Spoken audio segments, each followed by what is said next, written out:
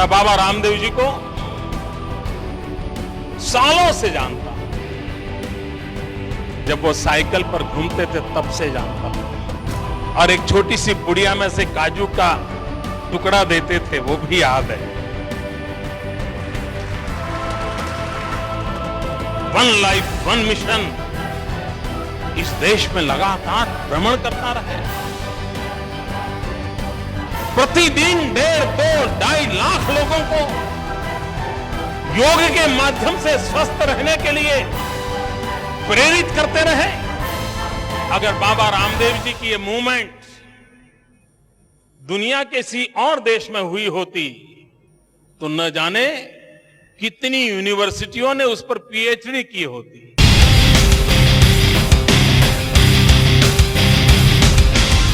योग युक्त होना पड़ेगा, और ये मंत्र है स्वामी जी का जिसने सारी दुनिया को बदलने का चमत्कार किया है।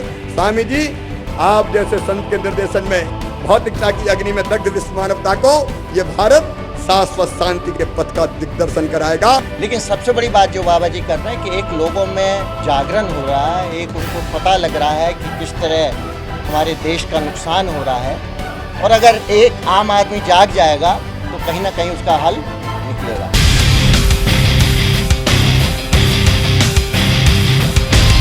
जो रास्ता बदल करके चलते हैं उस रास्ते को रोकने वाले हजारों लोग होते हैं। अरे जो व्यक्ति देश के लिए जीता हो, एक एक पल देश के लोगों के लिए लगाता हो, पतंजलि योगपीठ को बनाने के लिए हमने अपने तन मन धन और पूरी जवानी को लगा दिया है।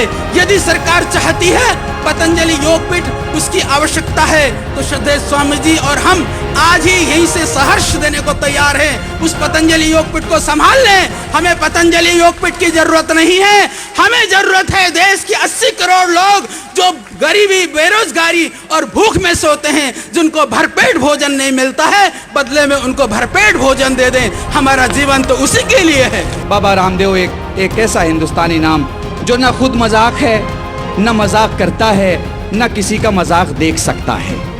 सच्चा है, सच्चाई के साथ है और सच्चाई की जंग लड़ता है। कि जो 125 करोड़ हिंदुस्तानियों के गुनाहों को धुले उसे गंगा कहते हैं, और भारत का वो बेटा जो गंगा को धोने के लिए खड़ा हो जाए उसे रामदेव कहते हैं। याद रखिएगा, इनकलाब गांधी के जमाने में भी आया था, इनकलाब आज भी आया है, दोनों में फर्क है।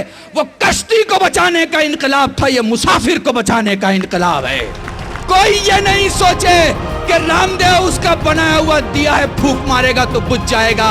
जितने बड़े धार्मिक लोग होते हैं, जितने बड़े उलमा होते हैं, वो कुदरत का जलाया हुआ दिया होते हैं, और कुदरत को पता होता है किसकी हिफाजत कैसे करनी है।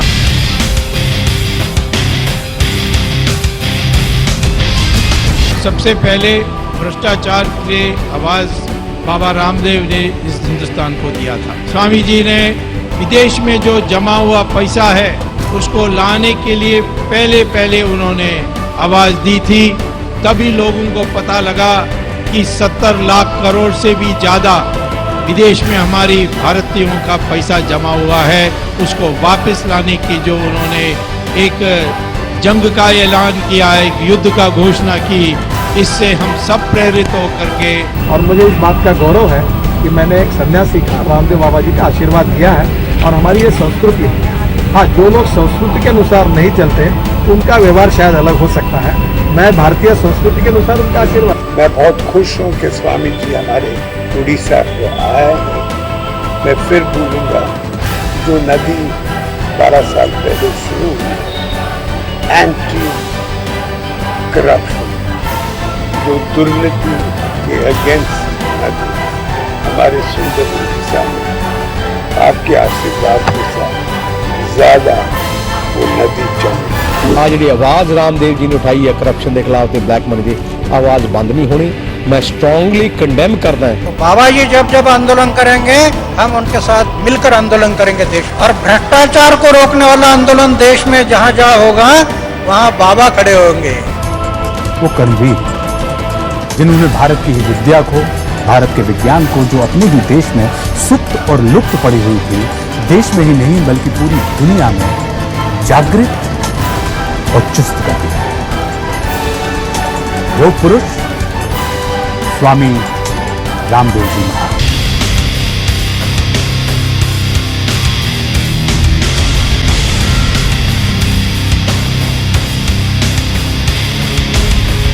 बाबा रामदेव जी को प्रणाम करते हुए कि इतना सुंदर आज एक भविष्य नजर आना शुरू हो गया है। इतने साल हो गए भ्रष्टाचार सहते सहते, आज एक आवाज हो रही है और कितना धन्य है बाबा रामदेव जी की तपस्या का। वो सारे देश में हर दिन हर जगह अपनी तपस्या लगाते हैं, योग सिखाते हैं, तंदुरुस्ती सिखाते हैं और साथ साथ भ्रष्टाचार विरुद्ध आवाज उठाते हैं। तो पूज्य स्वामी जी महाराज का ये कार्य मात्र भारत स्वाभिमान का पतंजलि योग पीठ का नहीं है, ये शहीद भगत सिंह और शहीदों के सपनों का भारत बनाने का कार्य है। आज अगर भगत सिंह होते तो निश्चित तौर पर वही काम करते जो पूज्य स्वामी जी महाराज कर रहे हैं। परम पूज्य स्वामी जी महाराज राजनीतिक भ्रष्टाचार और विदेशी कंपनियों के लूट के खिलाफ एक आंदोलन कर रहे हैं। उनकी लड़ाई देश के भ्रष्ट नेताओं के साथ साथ विदेशी कंपनियां चलाने वाले उन कॉर्पोरेट सेक्टर के लोगों के साथ भी। तब कुछ महान विभूतियां हमारे देश में प्रकट होकर के धर्म की रक्षा की और सनातन धर्म को प्रज्वलित किया। ऐसे ही आज वर्तमान समय में महाराष्ट्री मैं तो कहता हूं भगवान रामकृष्ण के एक दूसरे अवतारी हैं। सच कहता हूं सरदार पटेल के बाद कोई लोह पुरुष मैंने देखे हैं वास्तविक रूप से, लेकिन सरदार पटेल के बाद ऐसा लोह पुरुष मैंने यही देखा और कोई नहीं।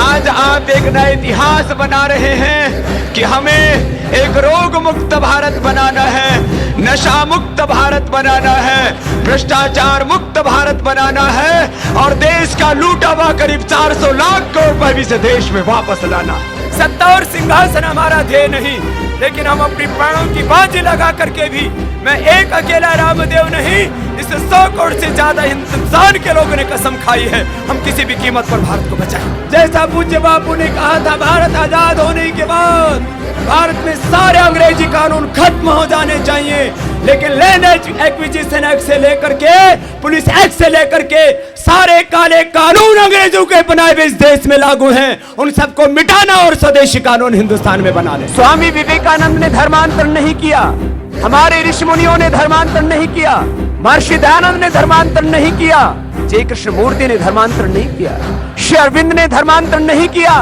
और आज मेरे भारत की ऋषि परंपरा, संत परंपरा और स्वामी रामदेव धर्मांतर नहीं करता है।